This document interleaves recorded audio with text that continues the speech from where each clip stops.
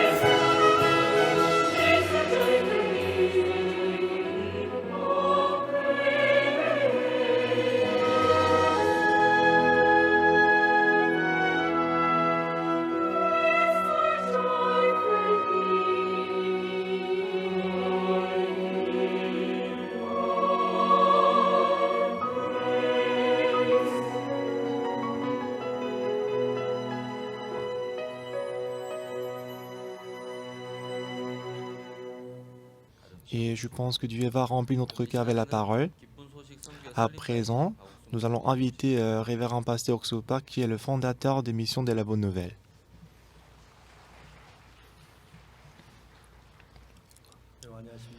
Bonjour tout le monde.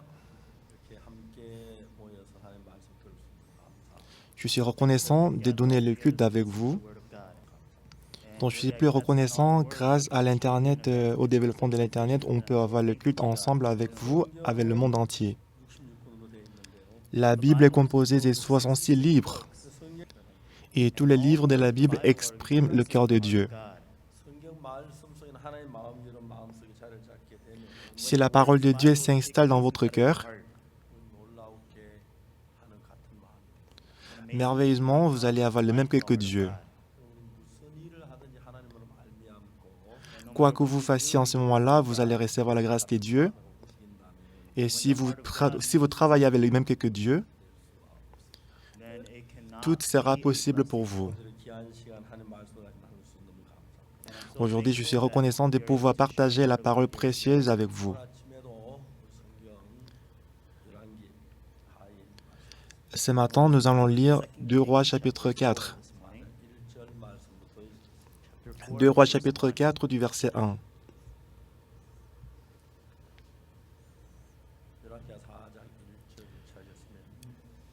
Si vous avez trouvé 2 Rois chapitre 4 du verset 1, nous allons lire ensemble.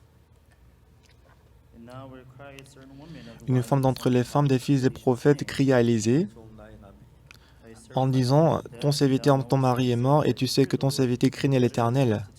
Or le créancier est venu pour prendre mes 2 enfants et en faire ses esclaves. Le créancier est venu pour prendre mes 2 enfants et en fait ses esclaves. » Élisée lui dit « Que puis-je faire pour toi? Dis-moi, qu'as-tu à la maison ?» Elle répondit « Ta servante n'a rien du tout à la maison qu'un vase d'huile. » Et il dit « Va demander au dehors des vases chez tous tes voisins, des vases vides, et n'en demande pas en petit nombre. Quand tu seras rentré, tu fermeras la porte sur toi et sur tes enfants, tu verseras dans tous ces vases et tu mettras de côté tous ceux qui sont pleins. » Alors elle quitta et ferma la porte sur elle et sur ses enfants. Il lui présentait les vases et versait. Lorsque les vases furent pleins, elle dit à son fils, « Présente-moi encore un vase. » Mais il lui répondit, « Il n'y a plus de vase. » Mais il lui répondit, « Il n'y a plus de vase. » Et lui s'arrêta. Elle alla le rapporter à l'homme de Dieu et il dit, « Va vendre l'huile et paye ta dette, et tu vivras, toi et tes fils, de ce qui restera. » Alors, si vous lisez 66 livres de la Bible, vous allez voir dans quelle manière 66 livres de la Bible ont été composés et écrits. Dans le livre de Genèse, Dieu a créé l'homme Adam. Et après, il a dit à Adam, « Et toi, tu mangeras tout ce qui se trouve dans le jardin d'Éden, mais tu ne mangeras pas le fruit de la connaissance du bien et du mal qui est au milieu du jardin. » Tu ne mangeras pas le fruit de la connaissance du bien et du mal. Donc, si on le mange, la capacité va entrer dans notre cœur de distinguer le bien et le mal.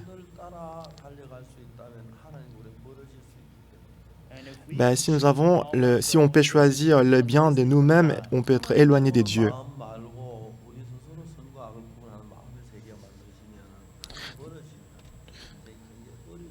Donc, au lieu d'accepter les standards du bien et du mal de Dieu, si on peut choisir nous-mêmes le bien et le mal, on va être éloigné de Dieu.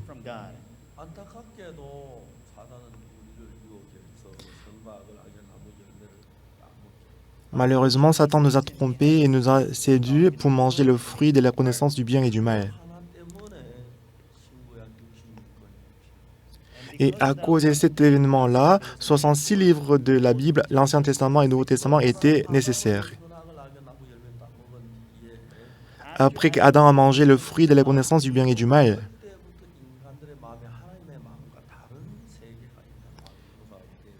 depuis ces jours-là, le monde de Dieu, un monde qui est autre que le monde de Dieu, a été créé dans son cœur.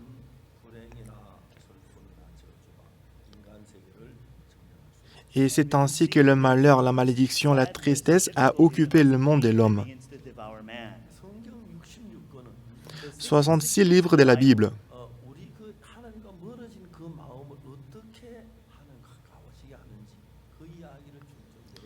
nous explique plus précisément notre cœur qui est éloigné de Dieu. Il nous explique comment on peut être approché de Dieu.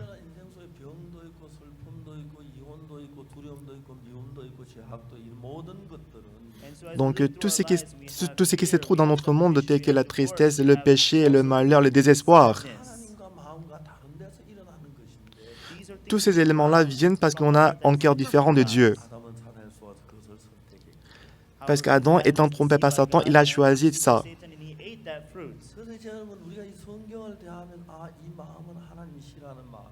Lorsque vous lisez la Bible, à ces cœurs-là, Dieu les déteste. Avec ces cœurs, on ne doit pas suivre Dieu avec ses cœurs. Depuis ma naissance, depuis mon enfance, je suis allé à l'église. Mais en 1962, j'ai eu un grand changement dans ma vie.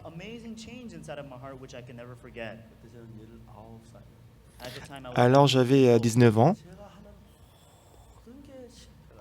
Tout ce que je faisais, il y avait que l'échec dans ma vie. Le dernier espoir qui est resté dans mon cœur, j'ai composé les examens pour entrer pour devenir le soldat des métiers techniques. Puisqu'en fait, il n'y avait pas de problème, parce que je n'avais pas de problème, je n'ai jamais pensé que j'allais échouer. Donc, pour entrer dans l'armée en tant que le soldat des métiers techniques, on m'a dit de faire le service bilan médical. Donc, du coup, je suis allé à l'hôpital pour passer le bilan médical. Et à la fin, je suis allé chez le dentiste.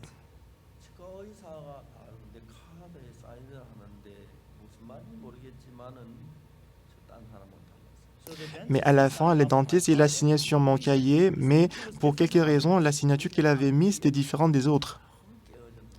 À l'époque, mon dent devant qui est un peu cassé, j'ai l'impression que c'est devenu problématique.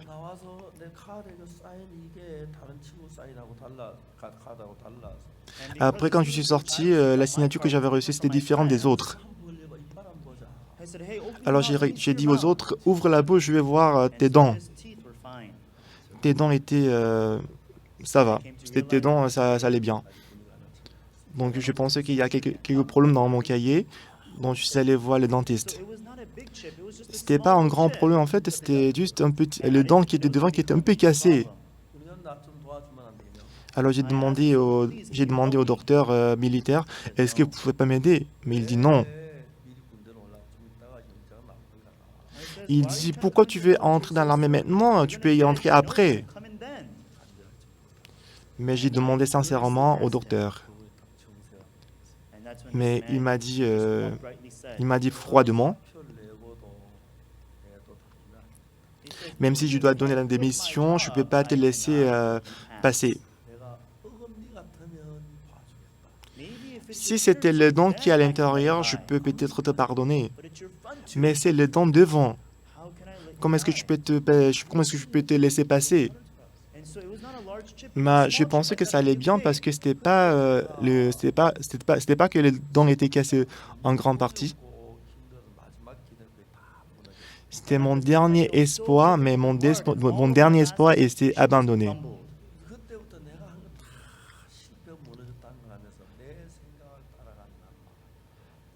Alors, à partir de ce moment-là, j'ai compris que tout ce que j'ai entrepris, tout ce que je faisais, il y avait que l'échec. Tout ce que je fais avec ma pensée, c'est l'échec. C'était en mai 1962. C'était en mai, en juin, en juillet, en août, en septembre, en octobre. Comme je pense que c'était comme un philosophe. J'ai pensé beaucoup sur ma vie. J'avais une question dans mon cœur. C'est que quand les autres font, ça marche, mais pourquoi quand je fais, ça ne marche pas pour moi? Et mon oncle, après avoir assisté à la guerre des Pacifiques, il est retourné. et il vivait au Japon, il travaillait au Japon, et que mon oncle m'a dit de venir au Japon pour travailler avec lui. Alors moi, j'ai pensé d'y aller pour travailler avec mon oncle dans le domaine des génies civils. Et en ce moment-là, à cause de la relation entre le Japon et la Corée, je devais prendre un bateau pour y aller. Même ça aussi, ça ne marchait pas. Pourquoi tout ce que je fais, ça ne marche pas? Pas lorsque les autres travaillent, ça marche pour eux, mais pourquoi ça ne marche pas pour moi? Dieu, qu'est-ce que je fais? Et moi, je n'avais aucune idée. Mais il y a une chose qui est restée dans mon cœur, c'est que jusqu'à présent, tout ce que je faisais en suivant ma pensée, rien n'a marché. J'ai compris que tout ce que je fais selon ma pensée, ça ne marche pas. Et en octobre, par le sang de Jésus-Christ, j'ai reçu le salut dans mon cœur. Dans la Bible, on a Genèse, Exode, Lévitique, Nombre et Deutéronome. Et aujourd'hui, je vais vous parler l'histoire d'une dame. Et il s'agit de quoi? Alors, Dieu a travaillé dans sa vie pour l'entraîner du côté de Dieu. Un missionnaire que je connais, il est dans notre mission, il a été affecté au Ghana en tant que missionnaire.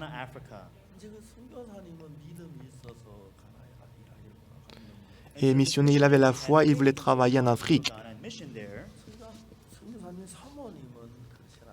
Mais la femme du pasteur, elle ne voulait pas y aller. Elle était bancaire. Elle était très sage. Mais la vie au Ghana en Afrique, c'était trop difficile. Regardez les chenilles, regardez les insectes. Pourquoi il y a beaucoup d'insectes ici? Pourquoi l'eau ne coule pas? Pourquoi il fait très très chaud ici? Pourquoi je suis venu en Afrique? Ça me rend folle. Pourquoi je suis venu en Afrique? Donc le siège de la mission,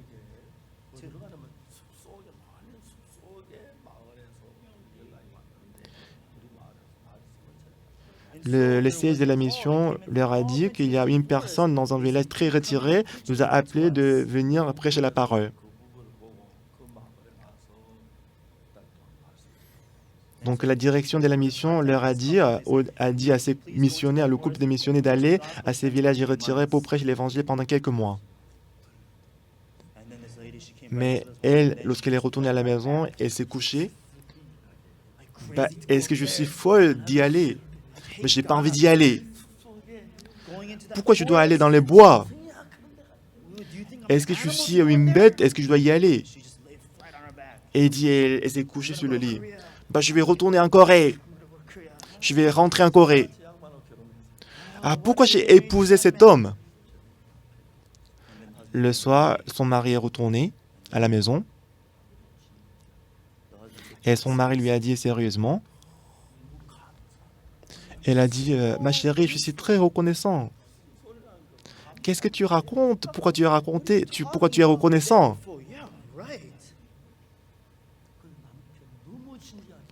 Mais son mari a parlé d'une manière très sérieuse. Tu sais, on ne peut même pas parler les langues.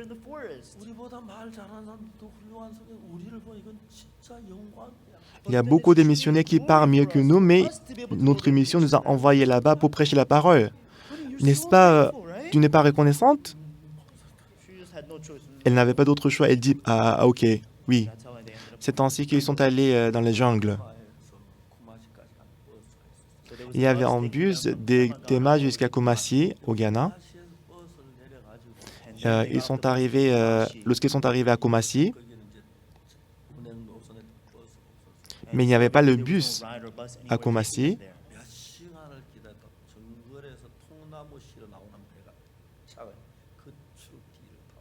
Alors, ils étaient obligés de prendre un camion pour entrer dans la jungle.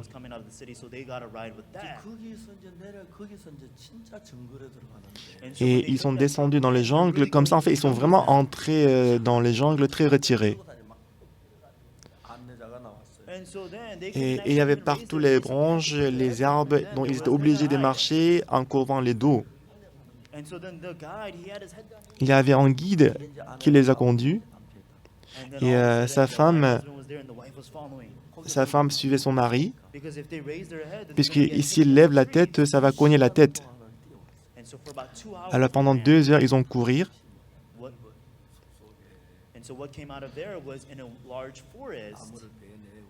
Et qu'est-ce qui s'est passé? Et dans les jungles, il y avait à peu près une centaine de maisons. On a fait la maison avec des bois. Et le missionnaire, il commençait à prêcher l'évangile, la parole, un jour et 2 jours. Alors, en prêchant la parole, il s'est demandé pourquoi les gens ils vivent comme ça. Pourquoi les gens ils vivent ici difficilement. Il n'y a pas d'eau ici, la vie est trop difficile ici. Mais ils ont fait l'étude biblique pour 1 jour, 2 jours, 3 jours. Et il y avait une dame qui est venue avec les œufs en disant au missionnaire, prenez les œufs. Il était reconnaissant. Et quelques-uns, ils ont apporté les bananes, ils ont apporté les noix de coco. Et une personne, elle a amené une poule. Un jour, après qu'il a fini l'étude biblique, il est retourné. Et il y avait le maître de la maison et le couple de missionnaires. Et le maître de la maison a dit au missionnaire, « Missionnaire, je suis vraiment désolé. J'ai rien à vous donner pour manger. » Et le maître de la maison, il a continué à parler. Et la famille de ma femme, elle est très riche.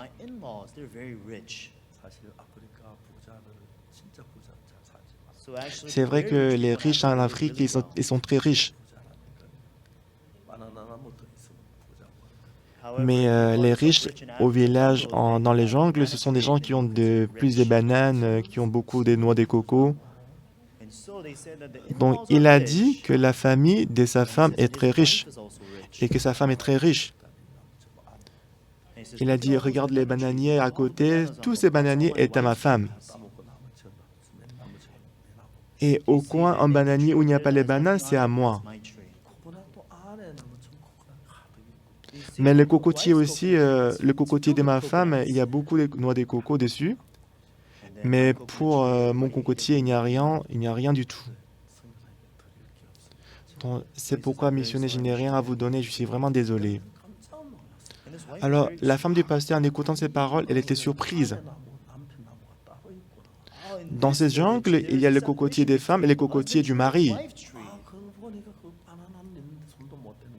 Ah, c'est pour ça que le maître de la maison, il ne peut même pas toucher le bananier de sa femme. Alors sa femme, qu'est-ce qu'elle a pensé? Ah, c'est trop marrant. Et même si on prend tous les bananes, ça ne va pas coûter $20. Mais comment est-ce qu'on peut distinguer les bananiers des femmes et les bananiers du mari? Comment est-ce qu'on peut appeler ça le couple? Ils sont vraiment africains. C'est comme ça qu'elle a pensé. Mais après un moment, ce qui l'a choqué le plus, c'est vrai qu'elle n'a pas distingué les bananiers de son mari, les bananiers, ses propres bananiers.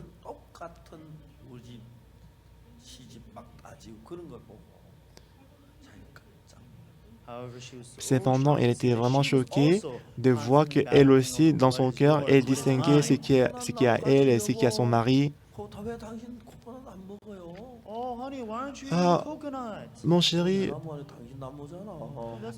pourquoi tu ne le manges pas? Pourquoi tu ne manges pas la noix de coco? Bah, puisque c'est à toi, je ne peux pas le manger. Mais on est le couple, tu peux le manger, il n'y a pas de problème, il n'y a pas l'arbre qui est à toi, il n'y a pas d'arbre qui est à moi. Bah, s'ils vivent comme ça, ils seront très heureux, n'est-ce pas? Et la femme du missionnaire, bien sûr, elle n'a pas disputé à cause des cocotiers, à cause des bananiers, mais elle a compris que elle aussi, elle était plus méchante dans son cœur. Et en voyant, en expérimentant cela, elle a changé son cœur. Et quelques mois après, ils étaient au Ghana, mais ils sont allés en autre pays. Ils sont allés au Bénin, en Afrique de l'Ouest.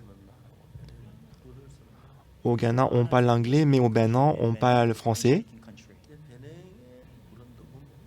Mais au Bénin, on n'est pas l'anglais et connaissait un peu, et savait un peu parler, et savait parler l'anglais, mais il savait pas du tout parler français.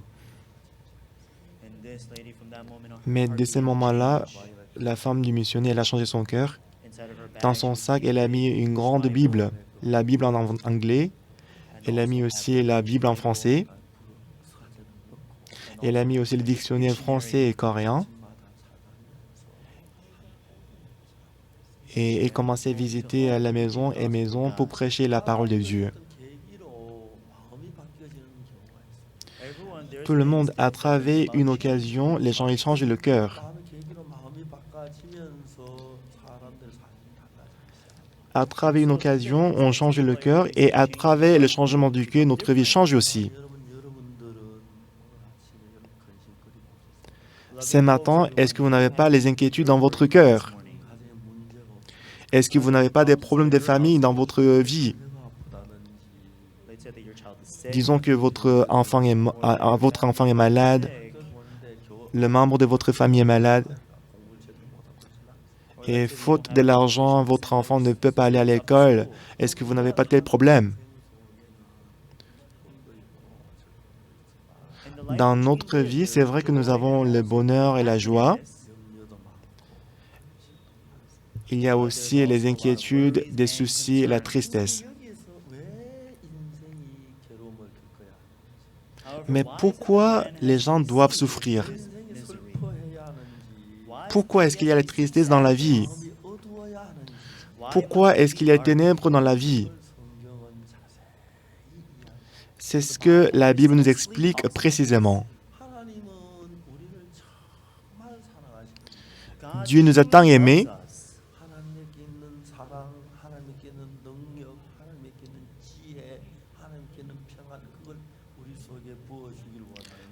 la paix qui est en Dieu, la grâce qui est en Dieu, la puissance, l'amour qui est en Dieu, Dieu, il a envie de nous le donner.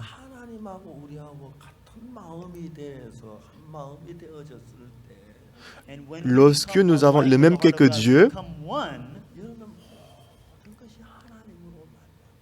en ce moment-là, vous allez voir que dans votre vie, en toute chose, vous allez recevoir la grâce de Dieu.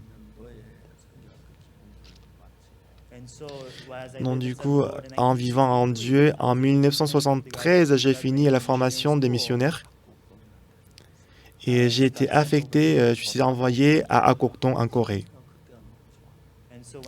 Quand j'ai pensé à ça, en ce moment-là, j'étais très heureux. Quand j'étais envoyé à Akokton, j'ai pris des nourritures pour 2 ou 3 jours. Et j'ai vécu là-bas pendant 9 mois. Quand je suis allé dans ce village en ce moment-là, c'était la saison des pluies. En Corée, généralement, après le moisson, la pluie tombe.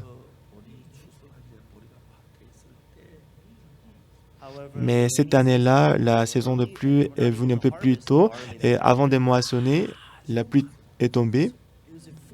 Ce qui fait que ces villages étaient vraiment pauvres. Donc ce qu'ils ont fait, c'est qu'ils ont pris les couteaux, ils ont pris les ciseaux pour couper l'orge. Ils ont mis le feu, ils ont grillé l'orge. Et c'est ce qu'ils ont mangé, ils étaient vraiment pauvres.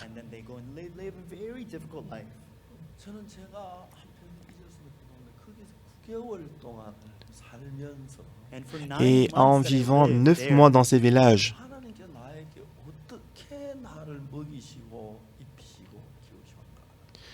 j'ai pu expérimenter comment Dieu m'a vêtu, comment Dieu m'a fait manger.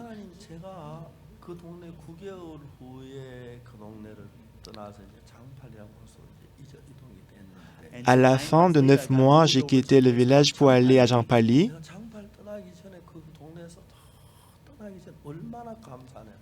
Et avant de quitter Akorton, j'étais très reconnaissant dans mon cœur. J'avais la pensée que je suis resté là, je vais mourir de faim. Si j'avais telle pensée, je n'aurais pas pu rester dans ces villages.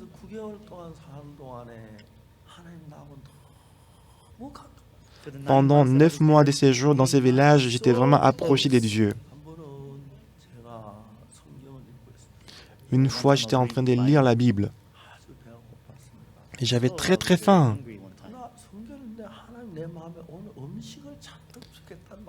J'étais en train de lire la Bible, mais soudainement, Dieu m'a donné le cœur qu'aujourd'hui, Dieu va me donner beaucoup de nourriture à manger. Ah, c'est bizarre. Pourquoi Dieu me donne ce cœur aujourd'hui? Et soudainement, quelqu'un est venu dehors. Il a frappé la porte, dont je lui ai dit à entrer dans la chambre. C'était un jeune homme. J'ai commencé à causer avec lui. Lui, il était venu du village à côté. Et dans ce village, il y avait une fille qui s'appelait Kopun. Et son grand frère est allé faire le service militaire.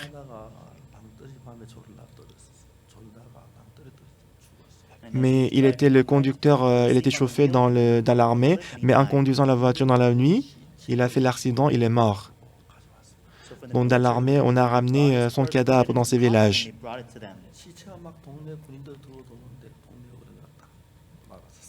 Lorsque les soldats sont arrivés au village avec les cadavres, les personnes âgées du village, ils ont empêché d'entrer. Et les soldats ils ont dit, c'est la personne qui vient de ces villages. Mais les gens âgés de ces villages, ils ont dit, oui, je connais ces personnes, mais les gens qui sont morts, ils ne peuvent pas entrer dans ces villages. Seulement les vivants peuvent entrer dans ces villages. Ce qui fait que les soldats, ils étaient obligés de mettre le cercueil et le cadavre à côté de l'entrée du village. Ils devaient faire le funérail, mais c'était leur première fois de faire le funérail pour la personne qui est morte en dehors des villages. Alors, ils ne savaient pas quoi faire. Donc, les gens qui étaient au village, ils ont trouvé ça très difficile. Les cadavres commençaient à s'abîmer de plus en plus. Et la personne la plus âgée du village, ils ne savaient pas quoi faire. Mais ils ont dit, j'ai entendu qu'il y a un jeune pasteur à côté, le village d'à côté, on va aller demander. C'est comme ça que la personne est venue pour me demander de venir à leur village. Quand je suis arrivé à leur village, il y avait des cris, pleurs. La première chose que j'ai vue dans ces villages, c'était la nourriture, la table qui est remplie de nourriture. Ils avaient préparé beaucoup de plats. Ils m'ont dit de manger. Donc, on est devenu l'organisateur des funérailles. En tout, nous avons fait les 5 cultes pour le funérail. Et après le 5e culte, on a enterré le cadavre, on a prié. Après, on a couvert avec la poussière, avec la terre. On a mangé le dîner. J'ai compris que Dieu, il voulait me nourrir. Une fois, je suis allé au marché en traversant la montagne. Je suis désolé de vous dire, mais en traversant la montagne, j'avais envie d'uriner.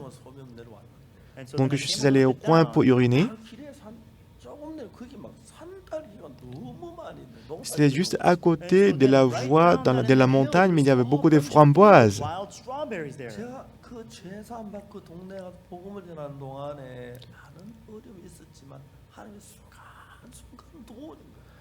Après que j'ai reçu le salut, quand je suis venu dans ces villages, c'est vrai qu'il y avait beaucoup de difficultés, mais Dieu m'a aidé dans plusieurs aspects. En 1968, j'ai fini les services militaires et après, je suis allé à Kimcheon pour prêcher l'évangile.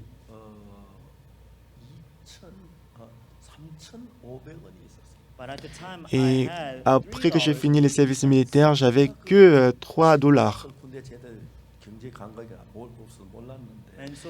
Donc, puisque je viens de finir les services militaires, je ne savais pas exactement combien coûtait la maison. Et j'ai pensé que comme j'ai 3 dollars, avec cet argent, je pourrais peut-être faire la location d'une chambre et que je peux prêcher l'évangile.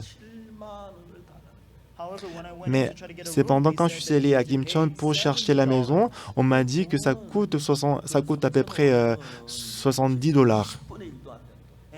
Donc 3 dollars que j'avais, ça n'était pas vraiment suffisant pour la location de la maison.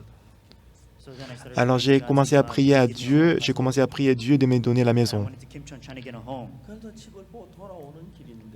Alors, donc j'allais à Kimcheon pour chercher la maison et après je suis rentré à la maison.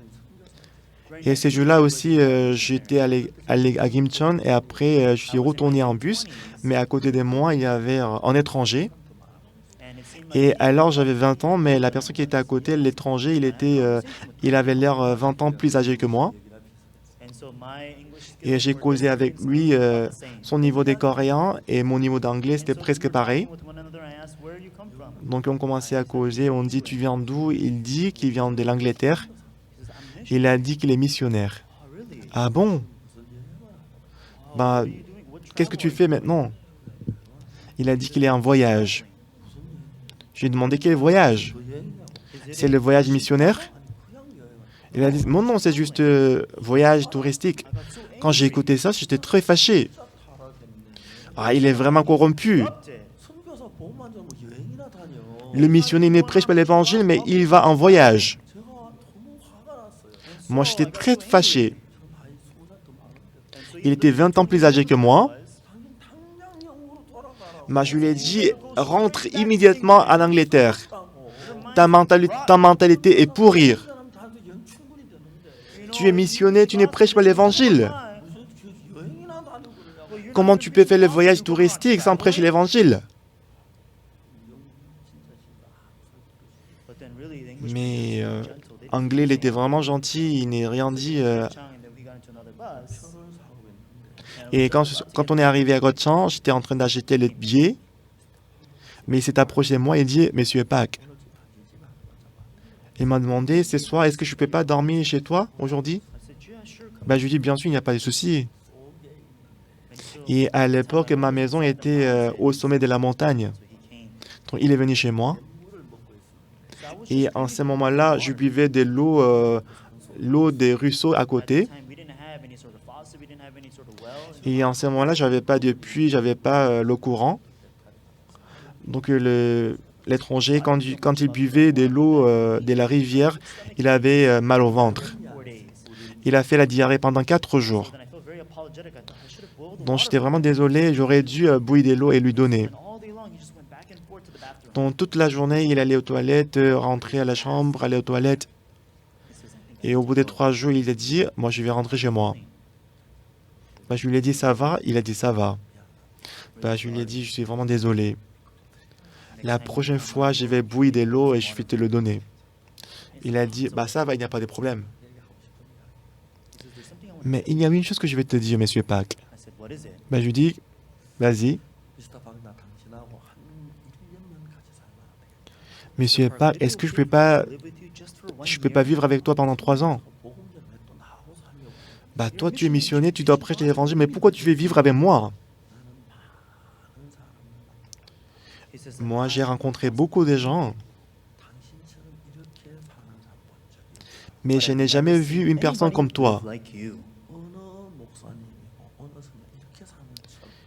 Je n'ai jamais vu un missionnaire en passé qui vit comme toi.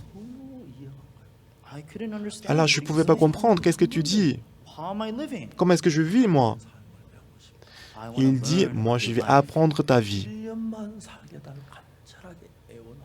Il a supplié, il a demandé sincèrement, laisse-moi vivre avec toi pendant 1 an.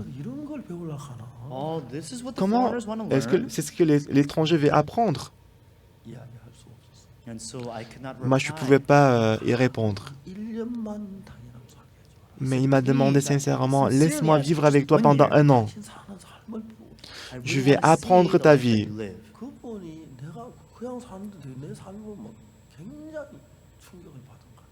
Donc j'avais l'impression qu'il était vraiment choqué de ma manière de vivre. Qu'est-ce que tu vas apprendre de ma vie? Mais cependant, il m'a dit sincèrement, permets-moi de vivre avec toi. Ben, je lui ai dit non. Pourquoi? Ben, je lui ai demandé, est-ce que tu reçois le frais d'émission? Oui, ma direction en Angleterre m'envoie le frais d'émission. Par contre, moi, il n'y a personne qui m'aide. Je m'appuie sur Dieu seulement. De temps en temps, je ne peux pas manger. Il faut de l'argent, mais chez toi, tu as beaucoup de nourriture, tu as beaucoup du pain.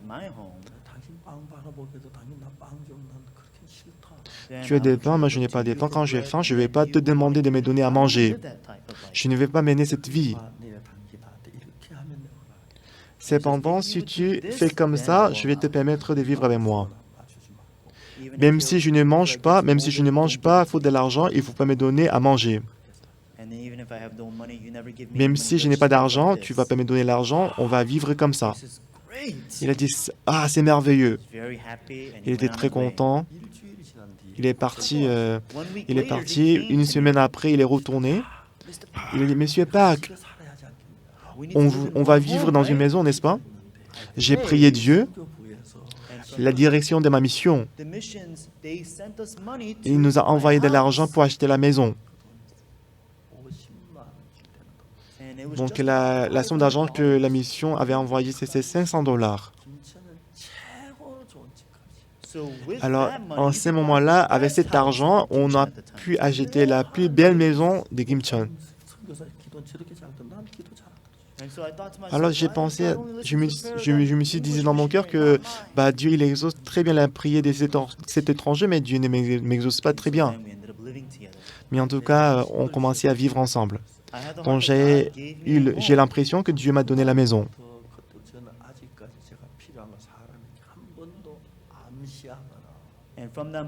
Depuis ces moments-là, je n'ai jamais montré que j'ai besoin de quelque chose. Je n'ai jamais demandé aux gens de m'aider, même en dollars.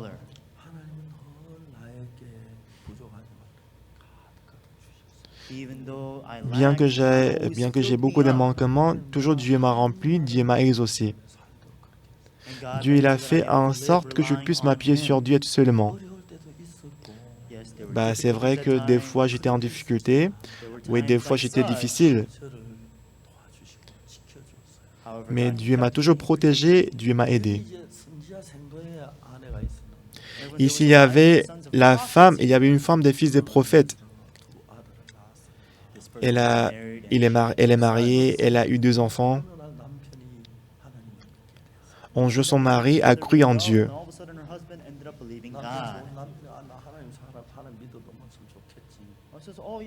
Mon chéri, ça va, il peut croire en Dieu. Alors son mari, pour devenir missionnaire, il est entré dans l'école des prophètes. Avec sa femme et ses 2 enfants. Alors ces 4 personnes, ils sont entrés dans l'école des prophètes. Nous aussi, nous avons l'école des missionnaires. Il y a beaucoup d'événements qui se passent. Quel genre d'événements? Des fois, le mari, parce qu'il veut vivre pour Dieu, il entre dans l'école des missions. Alors que sa femme, elle n'a pas du tout l'envie de devenir missionnaire. Mais des fois, sa femme suit son mari pour entrer dans l'école des missions. On peut voir qu'il y a une grande différence entre ces 2 personnes.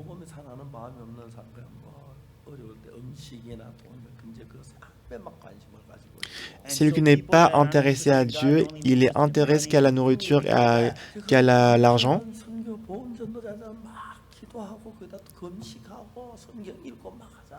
Le mari, cependant, le mari, il sert Dieu, il jeûne, il lit la Bible, il prêche la parole.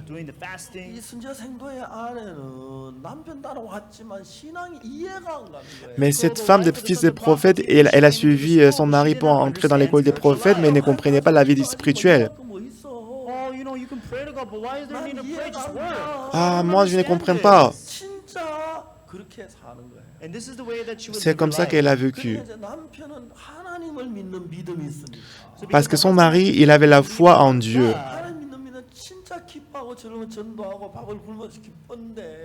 Parce qu'elle avait la foi en Dieu, il était heureux, même s'il ne pouvait pas manger, il était heureux dans son cœur. Cependant, sa femme, elle ne comprenait pas son mari.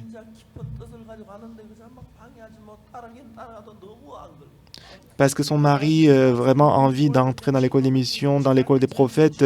Bon, du coup, sa femme suit son mari, mais elle ne comprenait pas. À chaque fois qu'on a parlé de la Bible, elle s'endormait.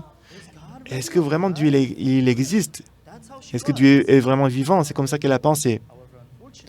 Malheureusement, un jour, soudainement, son mari est décédé. Sa femme a pensé, moi, je ne voulais pas devenir missionnaire. Comment est-ce que je peux être missionnaire? Tout ce que je dois faire, c'est de m'occuper de mes deux enfants.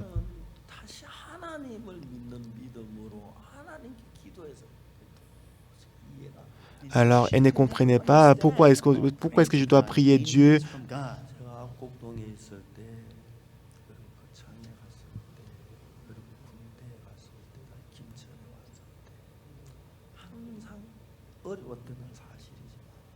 Quand j'étais à Cocteau, quand j'étais à Jean-Pali, quand j'étais dans l'armée, quand j'étais à Kimchi, c'est vrai que dans ma vie, il y avait toujours les difficultés. Des fois, je ne pouvais pas manger, faute de nourriture. Mais toujours, Dieu m'a conduit précisément et il m'a protégé. Alors, cette femme, après la mort de son mari, elle n'avait pas la foi. Alors, au lieu de croire, au lieu de demander Dieu, si je n'ai pas d'argent, je dois travailler. Alors, elle ne pouvait pas comprendre les collègues qui étaient dans l'école des prophètes qui vivaient par la foi. Donc, elle a dit au prophète, je suis vraiment désolé. Moi, je voulais travailler avec mon mari pour servir Dieu, mais je ne comprends pas toujours la foi en Dieu. Je ne peux pas croire que même si on prie Dieu, Dieu ne va pas m'exaucer. Je voulais rester dans l'école des prophètes en suivant mon mari. Mais comme voilà, mon mari est mort, il faut que je quitte l'école des prophètes. Comme ça, elle a quitté l'école des prophètes. Et les autres, en voyant que cette femme a perdu son mari, et elle vit avec ses deux enfants, ils avaient pitié d'eux. Ils ont dit, même si tu vas partir, tu vas bien élever tes enfants, d'accord? Puisque les enfants, comme leur pays, ils vont grandir bien, ils vont être les grands hommes. C'est comme ça que la femme des fils des prophètes, avec ses deux enfants, elle a quitté l'école des prophètes. Elle a fait tous ses moyens pour gagner de l'argent, elle a fait tous ses moyens pour éduquer ses enfants. Alors, elle voulait trouver des bonnes femmes pour les faire marier, et après, ils vont avoir des petits-enfants, je vais vivre dans le bonheur avec eux, je vais gagner beaucoup d'argent. Je ne sais pas si à l'époque, il y avait le coronavirus. Et en ce moment-là, les affaires qu'elle gérait ne marchaient pas. Alors, elle ne pouvait pas payer la location de la maison. Alors, comme elle ne pouvait pas payer la location de la maison, elle était obligée de emprunter de l'argent. Un jour, le créancier est venu à demander l'argent. Ah non, je suis désolé. Est-ce que vous pouvez attendre un mois? C'est comme ça qu'elle a reporté. Le créancier est venu à nouveau. Est-ce que tu peux vraiment me payer après un mois? Tu as déjà repoussé plusieurs mois. Comment est-ce que tu vas payer ma dette? Dis-moi ton plan.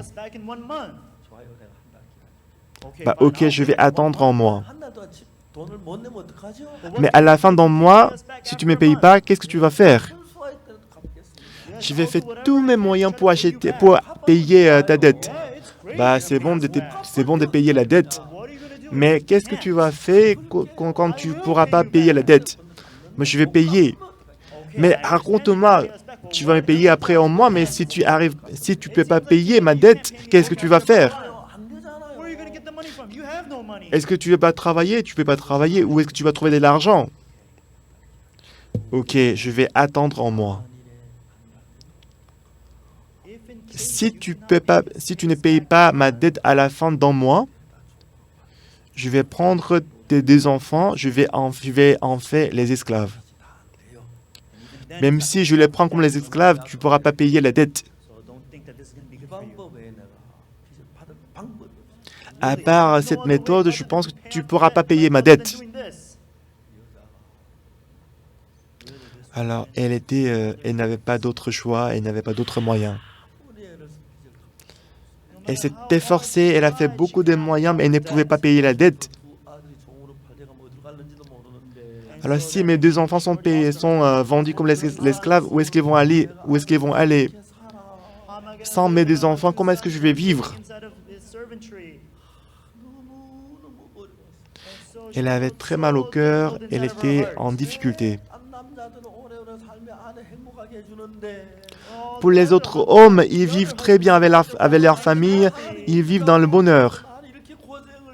Mais pourquoi mon mari, il est décédé, il est mort avant moi et qu'il me fait souffrir autant? Pourquoi mon mari est mort avant moi? Pourquoi il me fait souffrir comme ça?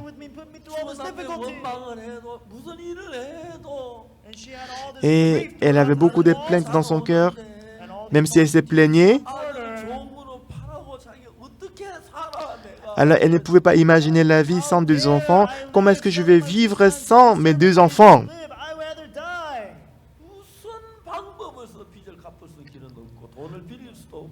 Alors, elle n'avait pas d'autre moyen pour payer la dette. Elle ne pouvait même pas emprunter de l'argent.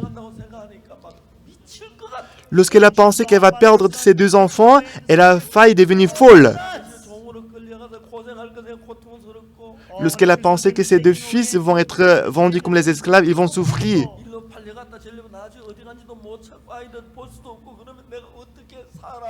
Les fils, ils vont être vendus là et là et là, et à la fin, elle ne pourra même pas les trouver. Comment est-ce que je vais vivre sans mes deux enfants?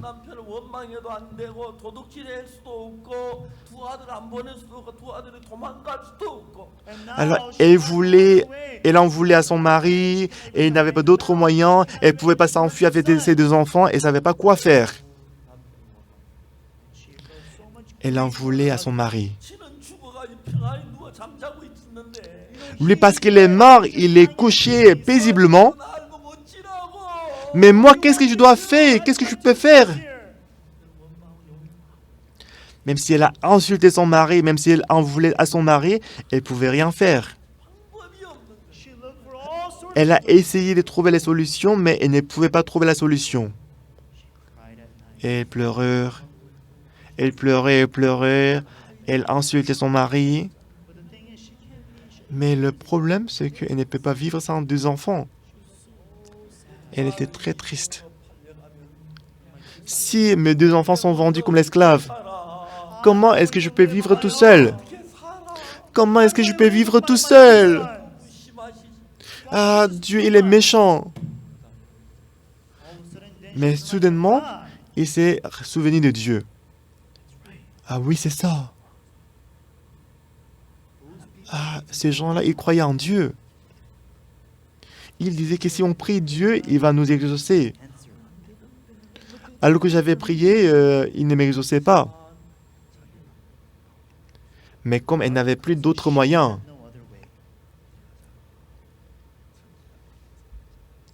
alors cette femme, elle est allée voir le prophète Élisée. Elle est allée voir le prophète Élisée. Élisée a écouté tout ce qui s'était passé dans sa vie. Élisée, il était très content. Madame, tu es vraiment la bienvenue. Puisque maintenant, cette femme, elle n'avait pas d'autre moyen et des choix. Elle est venue chercher Dieu. Alors, Élisée a lui dit. Alors, Élisée a demandé, qu'as-tu à la maison?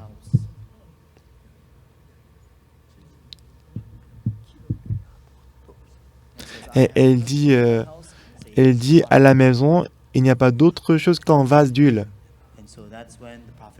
Et Élisée lui a dit,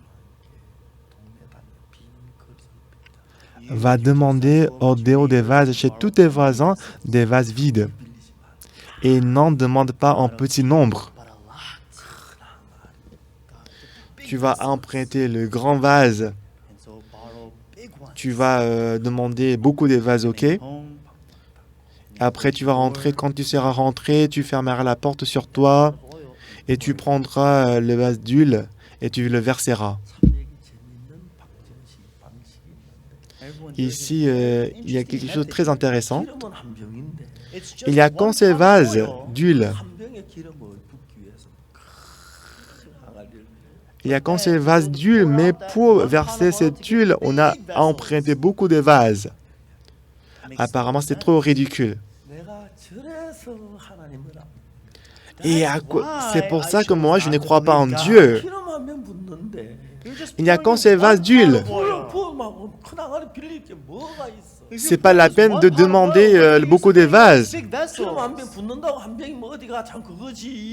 Si je verse ces vases d'huile, est-ce que je vais remplir tous ces vases? C'est comme ça qu'elle avait pensé au départ. Mais ce qui est merveilleux, c'est que son cœur a maintenant changé. Maintenant, puisqu'elle n'a plus d'autres moyens,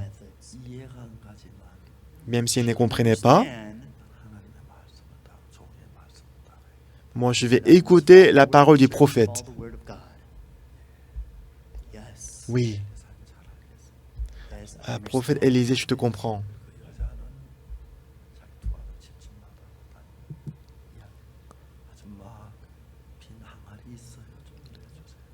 Que la dame, elle est sortie avec ses 2 enfants et elle a visité la maison. Madame, est-ce que vous avez des vases vides? Qu'est-ce que tu vas faire avec des vases vides?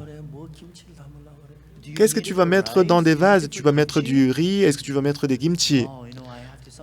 Non, je dois emprunter des vases. Donnez-moi les vases vides. Allez-y, prenez-le. Il y avait des vases pour le kimchi, il y avait les vases pour la farine, il y avait des vases pour le riz. Donc, elle a rempli sa maison avec des vases.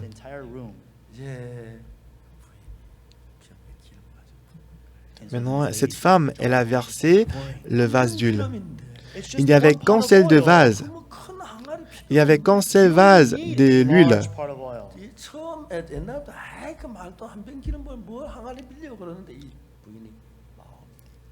Si c'était avant, elle aurait dit, je n'ai qu'un seul vase d'huile, pourquoi je dois emprunter autant de vases? Mais maintenant, elle a changé son cœur. Maintenant, elle a changé son cœur. Avant, je suivais ma pensée, mais maintenant, je vais suivre la parole de Dieu. Dieu est plus puissant que moi. Et ces gens-là, ils croient en Dieu. Et Dieu va les aider. Elle commençait à verser de l'huile. Mais ce qui est vraiment merveilleux, elle a versé de l'huile. Apparemment, le vase d'huile qu'elle avait, c'était très petit. Elle pensait qu'elle ne pourrait pas remplir ces vases. Maman, ça sort continuellement, ça sort, ça sort. Oui, c'est ça. C'est Dieu. C'est Dieu qui travaille. Oh, maman, c'est rempli, c'est rempli. Alors la dame, elle était très émerveillée. Seigneur, je n'ai pas la foi. Je n'ai pas cru en Dieu. Je ne comprenais pas Dieu, j'ai abandonné Dieu. Mais Dieu m'a accordé beaucoup de grâce. Le grand vase était rempli de l'huile. Ah maman, ce grand vase est rempli d'huile. Présente-moi un autre vase. Elle commençait à verser de l'huile. C'était rempli encore. Maman, voici tous les vases qui se trouvent dans cette chambre sont remplis d'huile. Oh, maman, c'est rempli, c'est rempli. Pour la première fois de sa vie, elle a expérimenté le travail de Dieu. Dans son cœur, il y avait beaucoup de pensées. Mon mari, il connaissait ces dieux. Pourquoi moi je n'ai pas cru en ces dieux? Les autres, ils croient en ces dieux. Pourquoi je n'ai pas cru en ces dieux?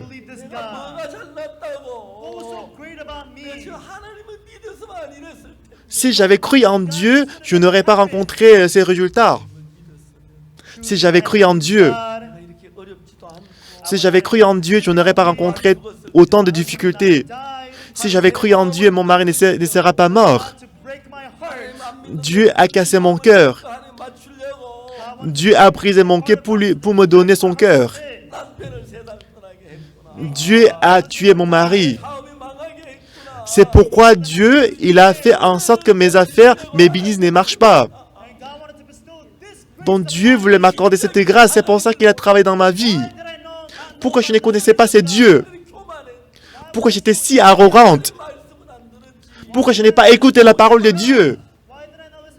Pourquoi je n'ai pas écouté la parole de Dieu? Elle était vraiment triste dans son cœur. Elle était très touchée.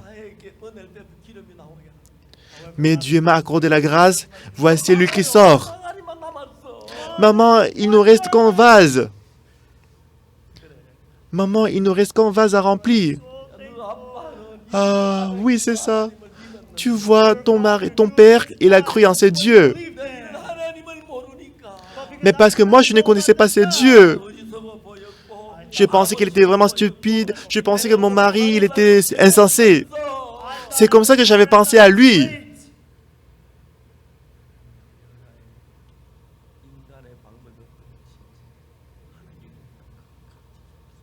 Ton Dieu lui a appris précisément ce que veut dire croire en Dieu et croire à la pensée de l'homme.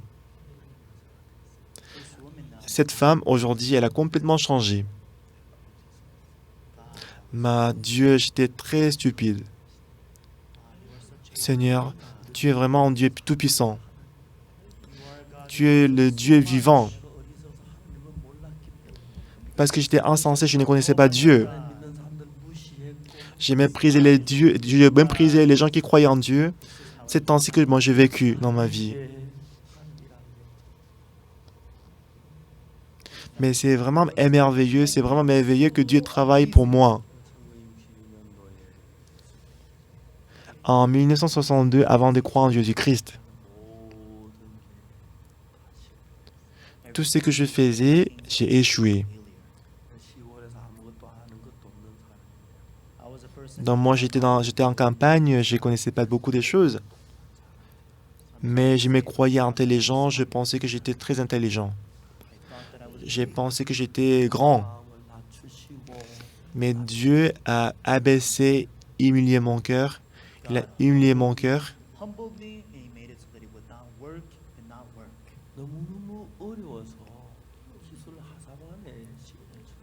Comme ma vie était très difficile, j'ai passé l'examen pour entrer dans l'armée en tant que le soldat des métiers techniques. C'était quelque chose qu'en fait tout le monde peut valider, c'était quelque chose que tout le monde peut le faire facilement. Je n'ai jamais imaginé que j'allais échouer. Tout ce que j'entreprenais, tout ce que je faisais, j'ai échoué. Et j'ai réalisé que j'avais tort. Et après, j'ai compris aussi que la parole de Dieu seule a raison. Jusqu'à présent, j'ai méprisé la parole de Dieu. Si je fais les efforts, ça va aller. Si je gagne beaucoup d'argent, ça va aller. C'est comme ça que moi j'ai pensé. Mais Dieu a brisé mon cœur comme la femme du fils des prophètes. Donc, elle s'est dit, ah, c'est pourquoi, à cause de ça, Dieu m'a donné beaucoup de bénédictions. Si j'avais changé mon cœur, mon mari ne serait pas mort.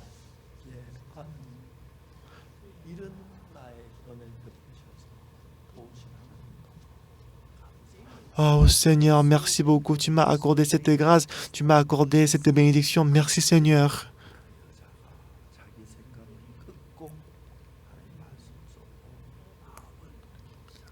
En ce moment-là, elle a brisé son cœur, elle a changé son cœur vers le cœur de Dieu. Jésus-Christ a dit, si vous voulez me suivre, il faut vous renier. Il ne faut pas croire en vous-même. Ayant la confiance en soi, ils ne peuvent pas croire en Dieu. Parce que notre méthode est différente de la méthode de Dieu.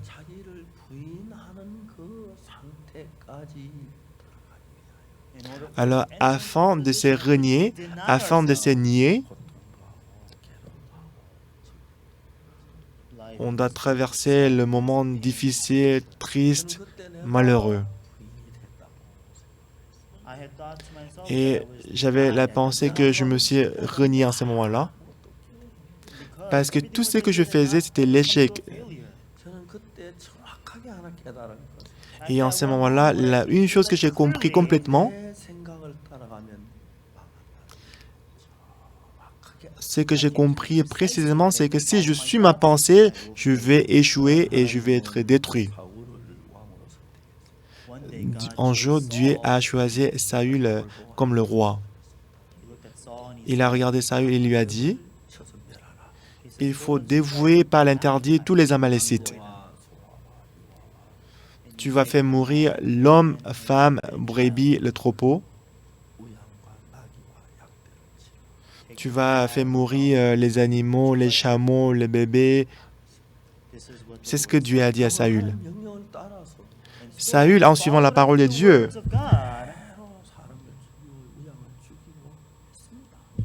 il a tué le troupeau, il a tué les hommes, les femmes. Et après Samuel, le prophète, il est venu. Saül a dit à l'homme de Dieu, tu sois béni, sois béni. J'ai obéi à la parole de Dieu, j'ai fait tout ce que Dieu m'a dit de faire. Cependant, l'homme de Dieu Samuel, il s'est fâché. Qu'est-ce que tu dis? Tu as détruit toutes choses. Pourquoi j'entends maintenant le bêlement? Pourquoi je peux écouter le bruit de bœufs, brebis et boucs? Ah, ça, je l'ai épargné pour les donner comme sacrifice à Dieu.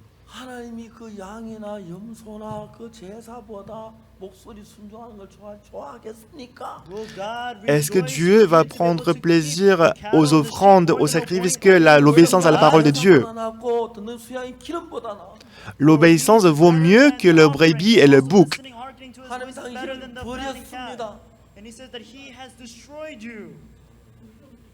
Dieu t'a abandonné. Il était abandonné par Dieu. Pourquoi? Au lieu de suivre la parole de Dieu précisément, en suivant sa propre pensée, parce que c'est trop beau, parce que c'est brebis et bon, je vais les donner comme l'offrande de sacrifice à Dieu. Dieu a abandonné Saül. Et ensuite, Dieu a dit, moi j'ai rencontré le fils d'Isaïe, David, c'est l'homme selon mon cœur. Dieu a choisi David parce qu'il était un homme selon mon cœur. Moi, j'étais un homme très méchant et très mauvais. Mais j'ai essayé de unir mon cœur avec le cœur de Dieu. J'ai lu la Bible, j'ai lu la Bible, j'ai lu la Bible. Donc, en faisant la lecture de la Bible, j'ai découvert le cœur de Dieu. En suivant la parole de Dieu, il paraît que la parole de Dieu ne va pas marcher. Je pensais que ma pensée vaut mieux que la pensée de Dieu. Mais j'ai compris que tout ce que je faisais, toutes mes pensées, c'était l'échec. C'est pourquoi j'ai renié toutes mes pensées, j'ai abandonné toutes mes pensées. J'ai cru à la parole de la Bible. Et depuis ces moments-là, je puis voir beaucoup de choses merveilleuses dans la Bible. Qu'est-ce que j'ai vu?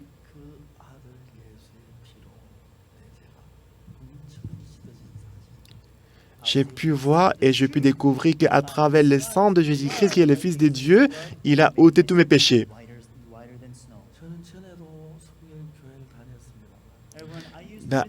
J'ai lisé souvent la Bible, j'allais à l'église. Mais toujours, je me croyais pécheur, j'ai pensé que j'étais pécheur. Pourquoi? Parce que j'ai commis le péché, j'étais péché, c'est normal. Mais en lisant la Bible, j'ai compris que la pensée de Dieu et ma pensée étaient différentes. Parce que moi, j'ai commis le péché, c'est vrai que moi, je suis pécheur. Mais la Bible dit autrement.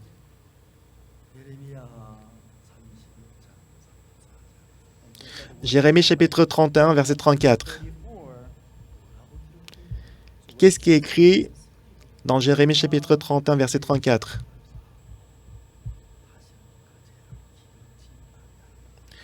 Car je pardonnerai leur iniquité et je ne me souviendrai plus de leurs péchés.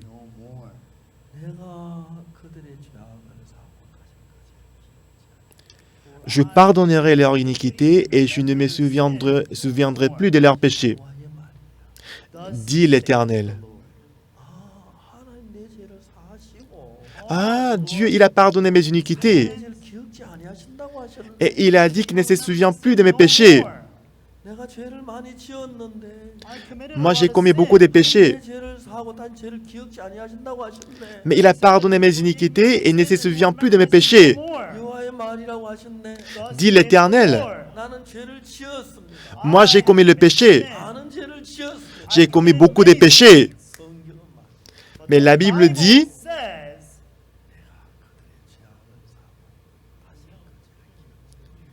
je pardonnerai leur iniquité et je ne me souviendrai plus de leurs péchés, dit l'Éternel.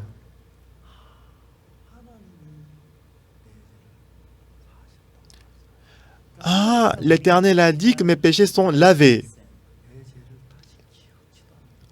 Et l'Éternel a dit, il ne se souviendrait plus de mes péchés.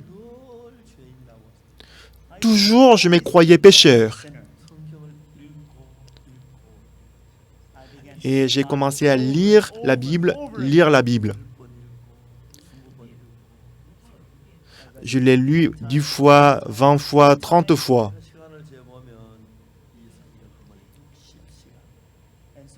Et quand j'ai calculé le temps, pour lire la Bible entièrement, il me faut 60 heures. Et si je lis la Bible 10 heures par jour, dans 6 jours, je peux lire la Bible entièrement. Des fois, je ne fais rien du tout pendant la semaine, je ne fais que lire la Bible. Je lis la Bible 10 fois, 20 fois, 30 fois, 40 fois. Mais à chaque fois que je lisais la Bible était différente. Quand je pense simplement, il paraît que c'est normal de dire que j'ai commis le péché, je suis pécheur. Mais qu'est-ce que la Bible dit? La Bible dit que mes péchés sont lavés. La Bible dit que je suis juste. La Bible dit que mes péchés sont lavés plus blancs que la neige. Il a dit qu'il ne se souviendrait plus de nos péchés. C'est certain que je suis pécheur.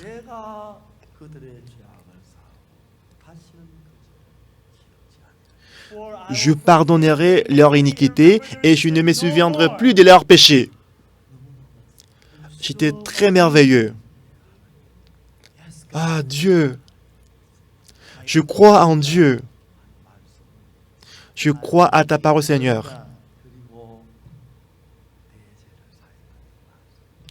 Seigneur, je vais aussi croire à la parole qui dit que mes péchés sont lavés. Dans plusieurs versets dans la Bible, nous a déclaré que nous sommes justes. Nous sommes justes, ça veut dire quoi? Ça veut dire qu'on est sans péché. Une fois, j'ai tenu en séminaire à Daegu et j'ai fait l'interview avec un journaliste du journal Daegu. Et il m'a demandé, Pasteur, est-ce que je peux vous interviewer juste pour quelques minutes? Pasteur, est-ce que je peux avoir une demi-heure pour avoir l'interview avec vous? Je lui dis oui. Il m'a demandé, Pasteur, c'est quoi la différence entre votre église et d'autres églises? Donc je lui ai dit, encore, il y a beaucoup de gens qui vont à l'église et se croient pécheurs. Et c'est ainsi que moi je pensais avant. Mais quand j'ai lu la Bible, il est écrit qu'à cause de nos péchés, Jésus-Christ est mort sur la croix, il a effacé tous nos péchés. Ça veut dire que nos péchés sont lavés. Il a effacé tous nos péchés. Nous ne sommes plus pécheurs. Ce n'est pas parce qu'on n'a pas commis le péché. Nous avons commis le péché, bien sûr. Mais lorsque Jésus-Christ est mort sur la croix, il était puni pour tous mes péchés. Il n'a même pas laissé en péché. Il a lavé le péché parfaitement. Et grâce à lui, je suis devenu propre. C'est ce que moi je crois. Pourquoi? Parce que c'est ce que dit la Bible. Beaucoup de gens, malgré qu'ils vont à l'église, ils se croient pécheurs. Oui, c'est vrai. Oui, ils ont commis le péché, ils sont pécheurs. Mais lorsque Jésus-Christ est mort pour nos péchés sur la croix, ce n'est pas que Jésus-Christ a lavé la moitié du péché, mais il a lavé le péché entièrement. Et parce qu'il a lavé le péché éternellement, je ne suis plus pécheur. Pourquoi? Parce que Dieu m'a justifié. La Bible dit, il n'y a pas de juste, pas même un seul. Oui, c'est vrai. Il n'y a pas de juste, pas même un seul. Moi, je n'étais pas juste. Mais je suis devenu juste à travers le sang de Jésus-Christ. Dans plusieurs endroits dans la Bible m'ont déclaré que je suis juste. Moi, je ne crois plus à ma pensée, mais je crois à cette parole de Dieu. Si c'est Dieu qui m'a déclaré juste, je suis juste.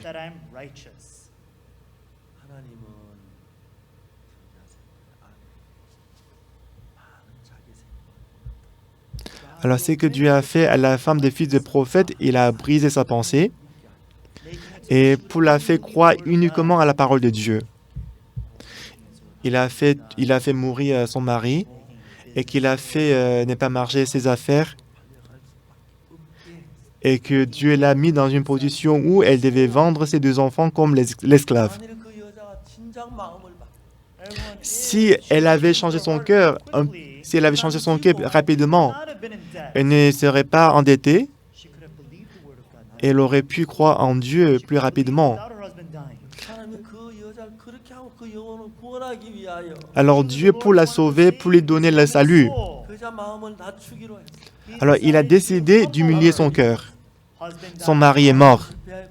Ses affaires, ses business ne marchaient pas. Et elle était endettée. Et elle a failli perdre ses deux enfants. Elle n'avait pas d'autre moyen et de choix. C'est alors qu'elle a eu la foi en Dieu. Parce qu'elle n'avait pas d'autre moyen que de croire en Dieu. Et lorsque cette femme a cru à la parole de Dieu seulement, elle a expérimenté les miracles dans sa vie et elle a pu expérimenter le grand travail de Dieu. Beaucoup de gens disent qu'ils croient en Dieu, mais ils croient à leurs pensées. Et ils acceptent la parole qui va bien avec leurs pensées. Et eux, ils commettent le péché, ils pensent qu'ils sont pécheurs. Oui, c'est vrai qu'on est pécheurs. C'est vrai qu'on est pécheurs. Mais il est aussi vrai que Jésus-Christ est mort pour nos péchés sur la croix. Il y a une seule raison pour laquelle Jésus-Christ est mort sur la croix. C'était pour nous sauver du péché, pour nous rendre saints, justes et propres. Il a résolu le problème du péché à travers sa mort. Il nous a renouvelés, il nous a sanctifiés, il nous a justifiés. Si on croit en Jésus-Christ, on ne doit pas se croire pécheur. C'est vrai qu'on est commis le péché, mais il a payé déjà le salaire du péché. Ça veut dire que nos péchés sont lavés. C'est ce que j'ai cru. Je n'ai pas cru à ma pensée. Et à chaque fois, je lisais la Bible, j'ai cherché la Bible. Et en lisant la Bible, j'ai cru en Dieu.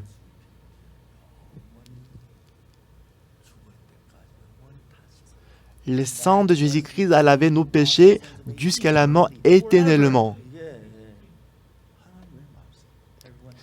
Tout le monde, c'est ça la parole de Dieu. Et moi, j'ai cru à la parole de Dieu. Et à partir de ce moment, mon cœur est devenu un avec le cœur de Dieu. Des fois, je suivais ma chair. Mais je pouvais voir que Jésus-Christ m'a conduit mon cœur. Je vous ai raconté comment j'étais guéri des ulcères de l'estomac. Et 1999, en 1999, j'avais mal au cœur, mais il m'a sauvé.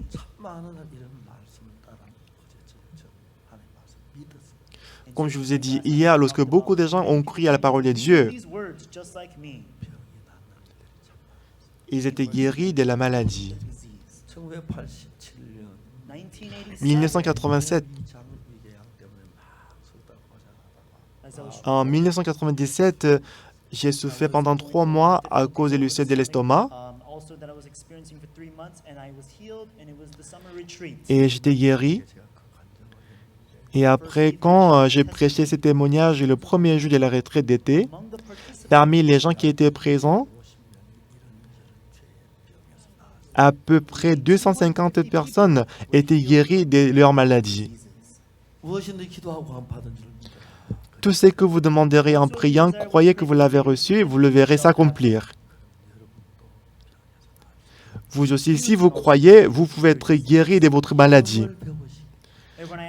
Tout le monde, il faut apprendre la foi. Lorsque j'ai essayé de croire, quand j'ai essayé de croire à la parole, à cause de la parole du docteur, j'avais mal au cœur. Si je mange les kimchi, si je mange des plats piquants, ça va trouiller mon estomac, je peux mourir, je risque de mourir. Mais je n'ai pas cru à ces pensées, j'ai cru à la parole de la Bible. Tout ce que vous demanderez en priant, croyez que vous l'avez reçu, vous le verrez s'accomplir.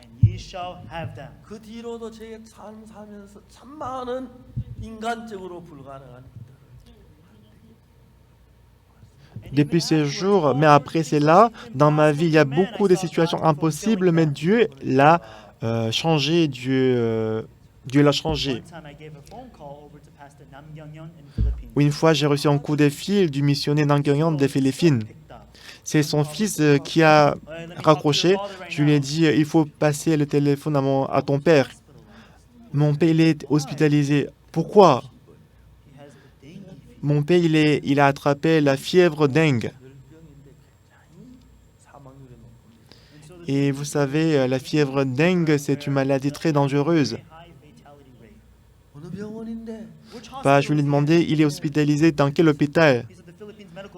Il a dit, c'est le centre médical des Philippines. Donc j'ai appelé le centre médical des Philippines. Alors, et j'ai demandé, est-ce que vous pouvez me passer à la salle d'urgence? Et que j'ai demandé, est-ce que je peux pas aller au missionnaire Nam Kyung-yeon qui est coréen?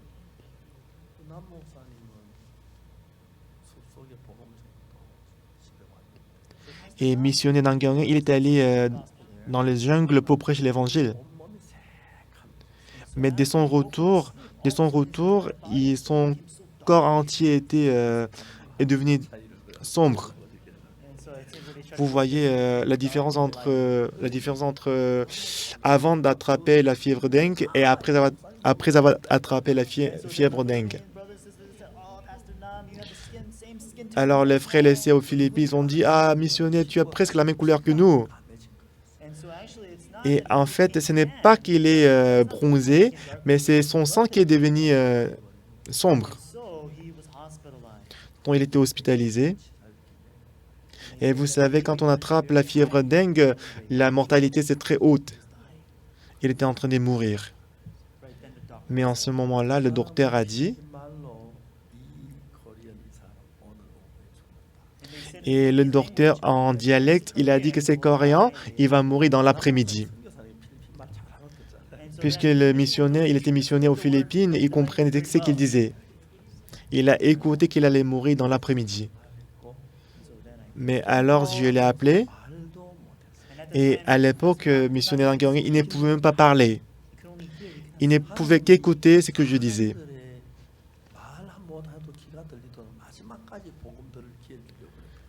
Donc, on m'a dit que Dieu a laissé ouvert les oreilles jusqu'à la mort pour qu'il puisse écouter l'évangile jusqu'à la mort. Donc, la femme du missionnaire, il a décroché, elle dit « Bonjour ». Et lorsqu'elle a écouté ma voix, elle a commencé à pleurer. « Pasteur, pasteur, qu'est-ce que je dois faire maintenant? Qu'est-ce que je dois faire maintenant? Qu'est-ce qu'on va faire maintenant ?» Déjà dans son cœur, son mari était mort. Mais je lui ai dit, madame, ne pleurez pas. Mais elle continue à pleurer et elle dit, qu'est-ce que je dois faire maintenant? Mon mari va mourir. Je lui ai dit, arrête de pleurer. Missionnaire Nangyang, il ne va pas mourir. C'est ce que je lui ai dit. Après, elle dit, pasteur, c'est vrai? Pourquoi tu dis c'est vrai? Qui est-ce qu'il a envoyé passer missionnaire Nangyang aux Philippines? Est-ce que c'est pasteur Osopa qui l'a envoyé aux Philippines? Est-ce que c'est missionnaire de la bonne nouvelle qui l'a envoyé aux Philippines? Non. C'est Dieu qui l'a envoyé aux Philippines. Je connais très bien les Philippines. Donc le travail de ton mari, Nangyang, son travail n'est pas encore fini. Il a encore beaucoup de choses à faire aux Philippines. Aux Philippines, il y a encore beaucoup de choses à faire. Il doit encore prêcher l'évangile. Avant que Dieu l'appelle, il ne va pas mourir. Il ne va jamais mourir. La femme du pasteur a dit, « Ah bon, pasteur? Qu'est-ce que tu dis? Ah bon, il ne va pas mourir. » Il ne va pas mourir. N'aie pas peur, mais crois seulement. Le cœur de la femme du pasteur a changé. Lorsqu'elle a regardé seulement la maladie, il paraît qu'elle va mourir. Il paraît qu'elle va mourir, mais elle n'a plus regardé la maladie, mais elle a regardé Dieu. C'est Dieu qui a envoyé mon mari aux Philippines pour prêcher l'évangile. Donc si c'est Dieu qui l'a envoyé ici, il ne va pas mourir. Elle a couru à son mari.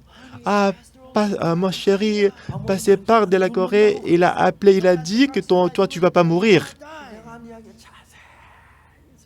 Donc sa femme lui a expliqué précisément ce que j'avais dit. Et à partir de ce moment-là, la fièvre commençait à descendre.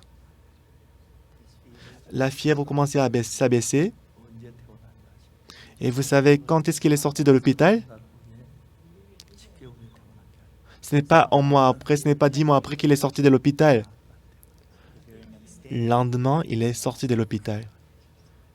En bonne santé. Croyez en Dieu, tout le monde. Ce qui est le plus important,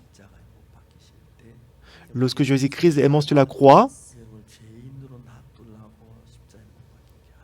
Jésus-Christ n'est pas mort sur la croix pour vous laisser pécheurs.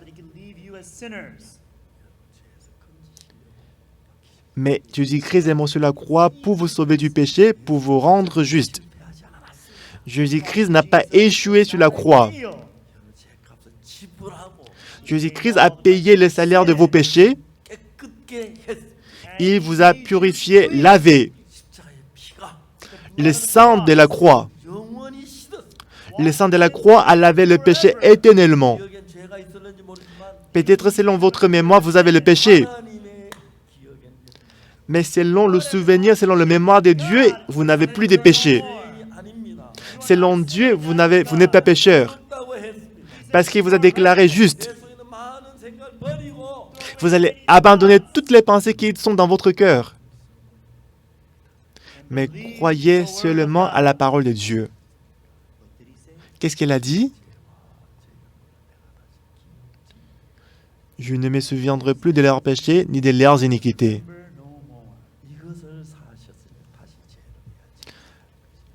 Là où il y a le pardon des péchés, il n'y a plus d'offrande pour le péché. Jésus-Christ, il ne va pas mourir 2 fois sur la croix. Parce que Jésus-Christ a lavé le péché une fois pour toutes. Jésus-Christ n'a plus besoin de mourir 2e fois. Si Jésus-Christ n'avait pas lavé nos péchés parfaitement, Jésus-Christ, il est obligé de mourir 2 fois, 3 fois, 100 fois, 200 fois. Mais ce n'est plus la peine. Parce que Jésus-Christ, il a pris son sang, il a mis son sang sur les cônes de l'autel céleste. Parce que sur l'autel céleste, le ciel est éternel.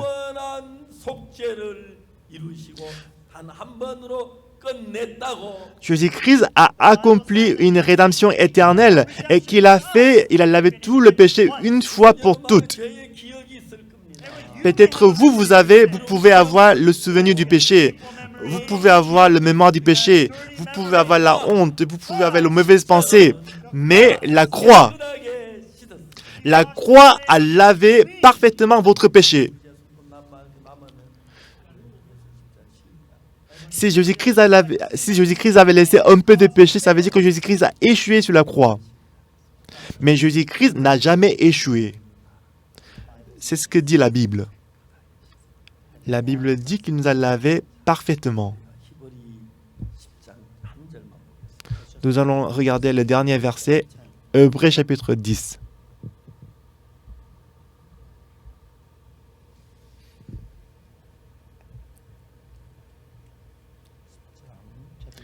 Hébreux chapitre 10.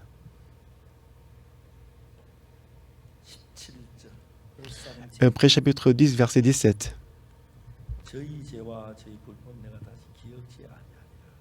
Et je ne me souviendrai plus de leurs péchés ni de leurs iniquités. Verset 18. Or, là où il y a pardon des péchés, il n'y a plus d'offrande pour le péché. C'est la parole de Dieu. Lisons encore versets 17 et 18. Et je ne me souviendrai plus de leurs péchés ni de leurs iniquités.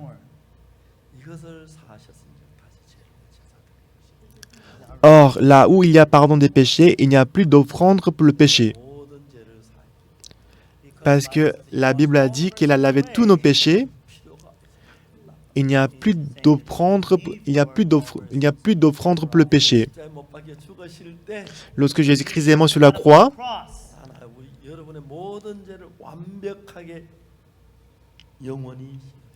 Jésus-Christ a lavé tous nos péchés parfaitement et éternellement. Ne suivez plus votre pensée, mais croyez à la parole de Dieu.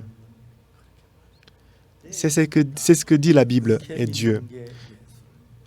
C'est comme ça qu'on doit croire en Dieu, c'est ça, croire en Dieu. La signification du nom de Jésus-Christ, c'est le salut. Tu enfanteras un fils, tu lui donneras le nom de Jésus.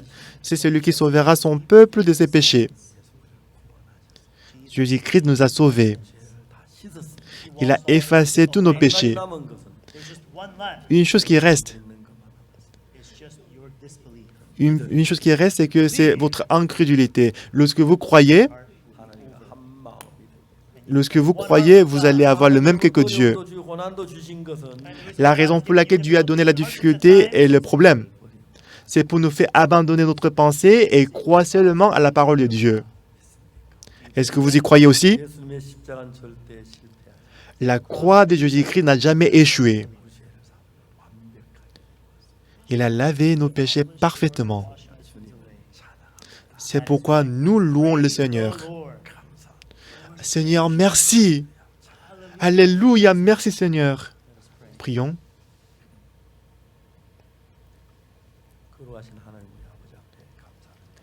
Éternel Dieu Tout-Puissant, nous te remercions. À cause du péché, on devait périr pour toujours. Mais je te remercie parce que tu as envoyé Jésus-Christ pour laver tous nos péchés.